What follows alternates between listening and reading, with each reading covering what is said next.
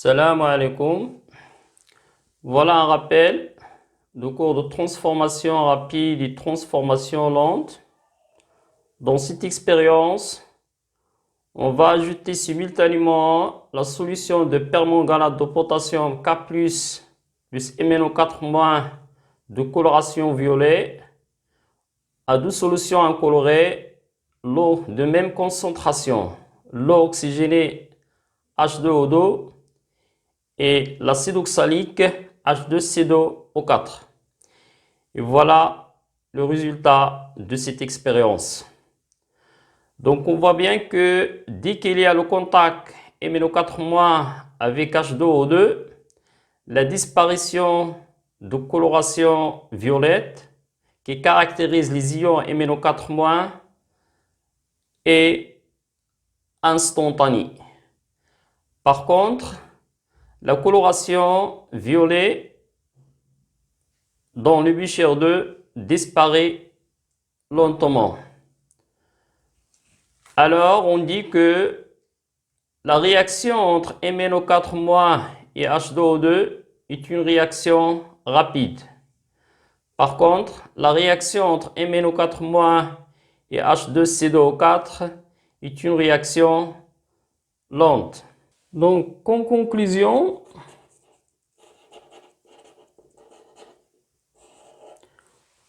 on a mis en évidence deux types de transformations, transformation rapide et transformation lente. La transformation rapide, sa durée est trop courte, donc impossible de la suivre à l'œil nu ou bien des appareils de mesure. Par contre, la transformation est dite lente lorsqu'il dure quelques secondes à plusieurs minutes et on peut la suivre à l'œil nu ou bien à des instruments de mesure. C'est-à-dire on peut distinguer son état initial et son état final. Maintenant, on va passer à écrire l'équation chimique. Donc avant de ça, on a un rappel puisqu'il s'agit d'une équation oxydoréduction. Donc, dans la participation du couple OX-RAID,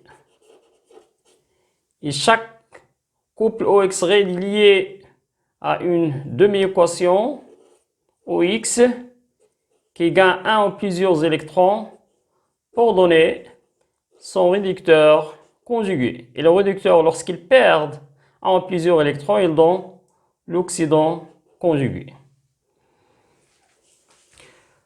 Bon, on va appliquer cette règle pour écrire l'équation de la réaction entre MnO4- Mn2+,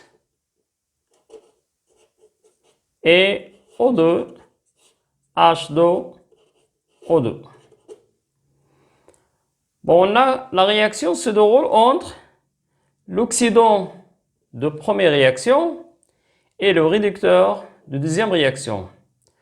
Bon, selon cette règle, donc on va écrire MnO4- plus N électrons qui donne Mn2+. Bon, la conservation des éléments, donc on va équilibrer cette équation. Pour la conservation de l'élément Mn, on a un Mn, un Mn. Bon, on a 4 éléments d'oxygène, donc on va ajouter 4 H2O.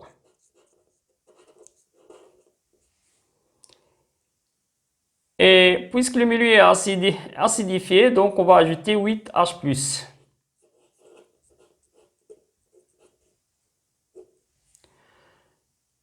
Bon, pour la conservation de la charge électrique, on a 8 plus, moins, ça fait 7 plus, et de l'autre côté 2 plus, donc on va mettre ici 5. Bon, pour le deuxième couple, bon, puisqu'il s'agit de réaction de H2O2 qui est réducteur, donc on va inverser cette demi-équation. On va inverser cette demi-équation, donc on va écrire H2O2 dans quoi? O2 plus les électrons. Toujours les électrons sont à côté de l'oxydant. Donc la conservation de l'élément d'oxygène de O.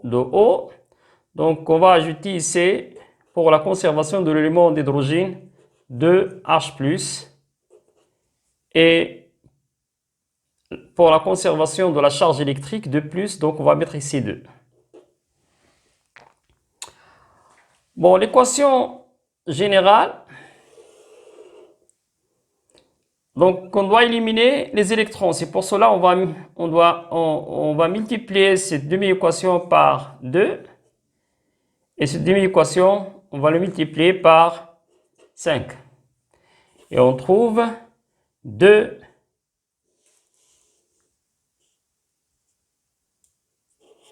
MnO4 moins plus 5 fois H2O2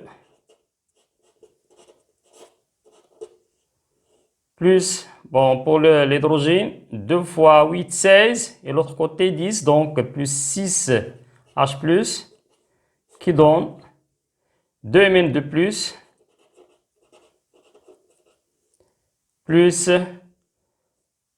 5 O2 plus 8 H2O. Bon, pour la transformation lente qui se déroule dans le Becher 2, donc voilà les deux couples qui interviennent à cette réaction.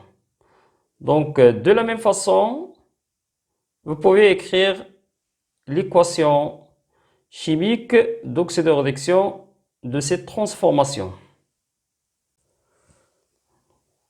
Deuxièmement, facteur cinétique, donc c'est-à-dire les paramètres qui ont l'influence sur la vitesse d'évolution d'un système chimique. Bon, premièrement, influence de la concentration des réactifs. Donc ici, on a 3 Erlenmeyer que contient la solution K+, I- du iodure de potassium. Bon, c'est une solution aqueuse.